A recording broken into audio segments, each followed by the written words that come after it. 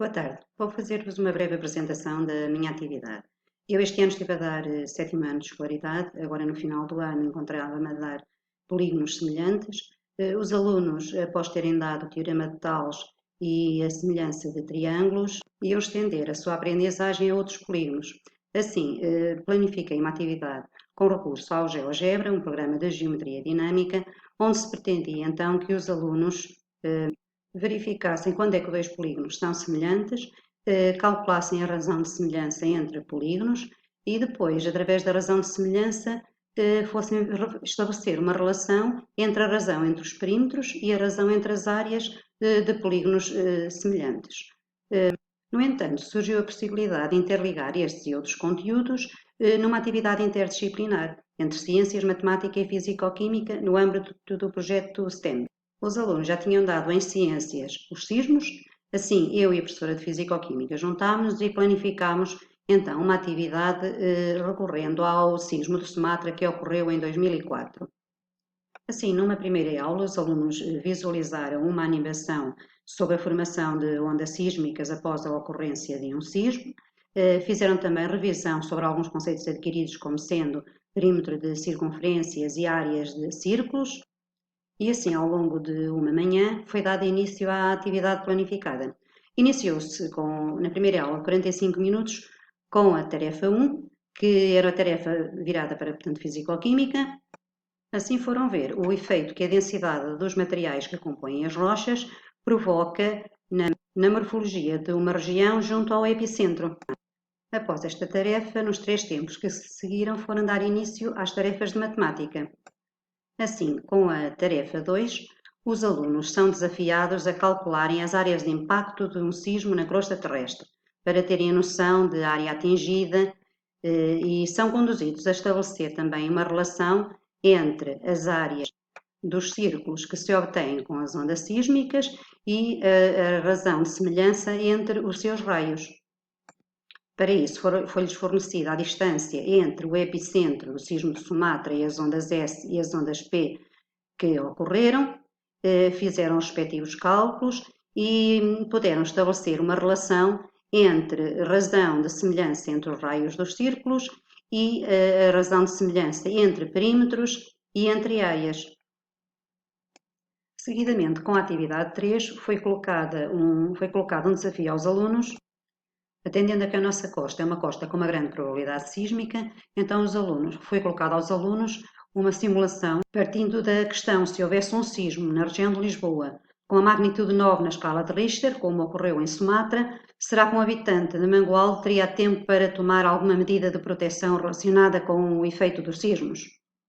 Para isso, foi-lhes apresentada então uma tabela onde se encontrava a velocidade das ondas P e das ondas S que ocorreram em Sumatra. E os alunos, com esses valores, foram então a fazer os cálculos, calcularam também a distância entre Lisboa e Mangualde, através do Google Earth. Com essa distância e com a velocidade das ondas, foram então verificar que realmente elas se deslocavam a uma grande velocidade e que não seria possível um habitante que vivesse em Mangualde tomar qualquer medida de proteção em relação às ondas sísmicas, dada a sua velocidade. Após a realização destas atividades, os alunos deram início à atividade planificada no GeoGebra sobre polígonos. Assim, construíram 2 polígonos semelhantes.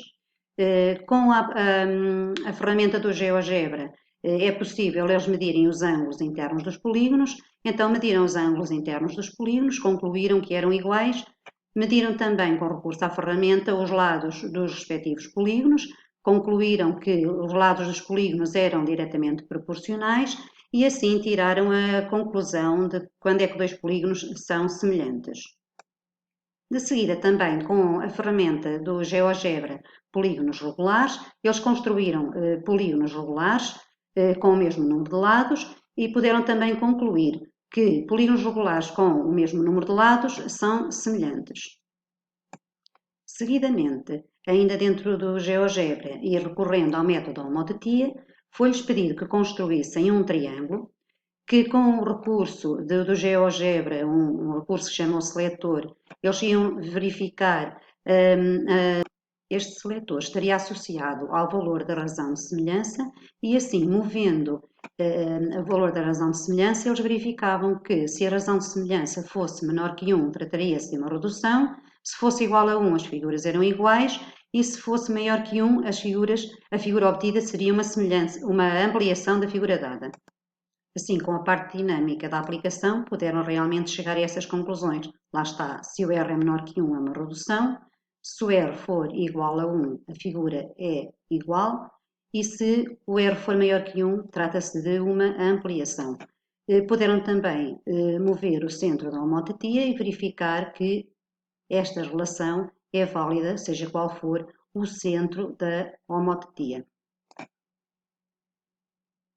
Seguidamente, foi-lhes pedido que construíssem um triângulo ampliado de razão 3 e depois, com recurso a uma ferramenta do GeoGebra, é possível eles calcularem áreas e perímetros. Então, eles calcularam o perímetro do triângulo obtido e o perímetro do triângulo dado, as respectivas áreas, e são conduzidos a chegar à conclusão de que se a figura aumenta para o triplo, o perímetro da figura obtida também aumenta para o triplo, e se a área da figura obtida aumenta 9 vezes, ou seja, será 3 ao quadrado. Estabeleceram a relação entre perímetros, verificaram que era igual então à razão de semelhança, e a relação entre as áreas verificaram que era igual à razão de semelhança ao quadrado. Para terminar, foi-lhes pedido que comparassem estas conclusões com as conclusões que tinham tirado na página 4 relativamente aos círculos. E eles concluíram, então, que a relação entre perímetros e entre áreas de polígonos semelhantes é a mesma que a relação entre áreas e perímetros no caso dos círculos. Apresentam-se algumas evidências da atividade.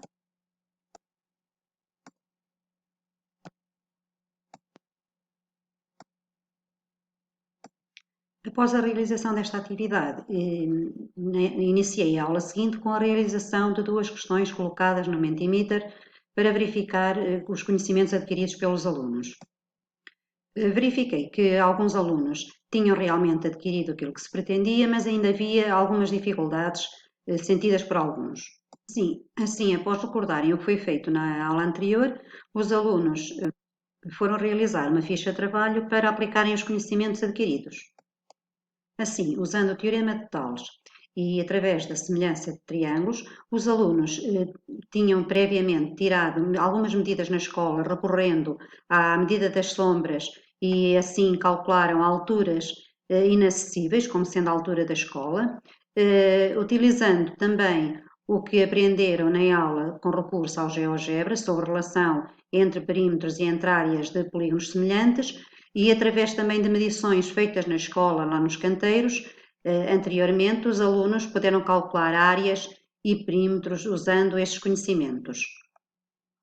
Seguidamente, foi-lhes colocada uma atividade lúdica que consistia na realização de um puzzle onde envolvia estes conhecimentos. Foi criado um puzzle no Jigsaw Planet e criado também um QR Code. Foi enviado, porque esta atividade já não deu tempo de ser feita na aula, foi enviada como trabalho de casa pelo Classroom, enviado o link. Também tinha um QR Code que lá na escola alguns alunos ainda deram para fazer a sua leitura e fizeram, alguns, aqueles mais rápidos, ainda fizeram o puzzle. No final do puzzle, eles então teriam que responder a uma questão, que era esta: depois de construírem então o puzzle, teriam que calcular as medidas de A e de B e fazerem então a resposta a esta pergunta. No final da aula, para a avaliação das aprendizagens adquiridas, foram feitas algumas questões com recurso ao Kahoot.